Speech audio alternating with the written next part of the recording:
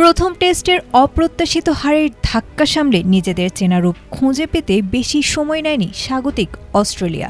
দ্বিতীয় টেস্টের প্রথম দিনের প্রথম সেশনেই দুর্দান্ত গতি আর সুইংয়ের পসরা সাজিয়ে ম্যাচের নিয়ন্ত্রণ পুরোপুরি যেন নিজেদের হাতে তুলে নিয়েছে অজি পেস আক্রমণ। ম্যাকাই টেস্টের প্রথম দিনের লাঞ্চ বিরতি পর্যন্ত ৬ উইকেটে মাত্র ৩৫ রান তুলে চরম বিপদে পড়ে যায় সফরকারী বাংলাদেশ। ডারউইনে প্রথম টেস্ট জুড়ে লাল সবুজের প্রতিনিধিরা যে দাপট দেখিয়েছিল তা ভেঙে খান খান হয়ে যায় মাত্র ২২ বলের এক মহাতাণ্ডবে। বাঁহাতি অজি স্পিডস্টার মিশেল স্টার্কের বিষাক্ত বোলিংয়ে এই অল্প সময়ের ব্যবধানে টেস্ট ক্যারিয়ারের ১৯তম ৫ উইকেট নেয়ার মাইলফলক স্পর্শ করেন তিনি। প্রথম সেশন শেষে প্রতিপক্ষের ৬ উইকেটের ৫টি রয়েছে তার ঝুলিতে। বিরতির সময় ব্রডকাস্টিং চ্যানেল ফক্স ক্রিকেটে তিনি মুখোমুখি হন এক অনন্য দৃশ্যের। সেখানে ধারাভাষ্যকারীর ভূমিকায় থাকা নিজের স্ত্রী ও সাবেক অস্ট্রেলীয় অধিনায়ক অ্যালিসা হিলের প্রশ্নের জবাব দেন স্টার্ক।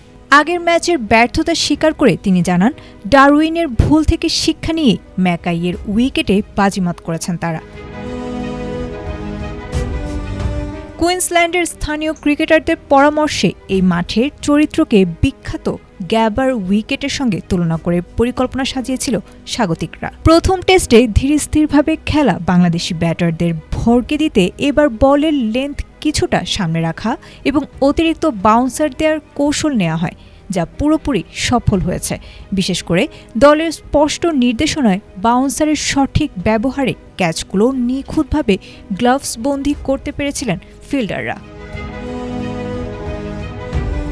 রোদের তাপ বাড়ার সঙ্গে সঙ্গে উইকেট আরও দ্রুত ও শক্ত হয়ে উঠবে বলে ধারণা করেছিলেন স্টার্ক। প্রথম সেশনের সাফল্যকে ধরে রেখে দ্রুত বাংলাদেশের শেষ ৪ উইকেট তুলে নেওয়ার লক্ষ্য ছিল অজিদের, যাতে নিজেদের ব্যাটাররা বড় রান তোলার সুযোগ কাজে লাগাতে পারেন। Desk report, ATN Bangla.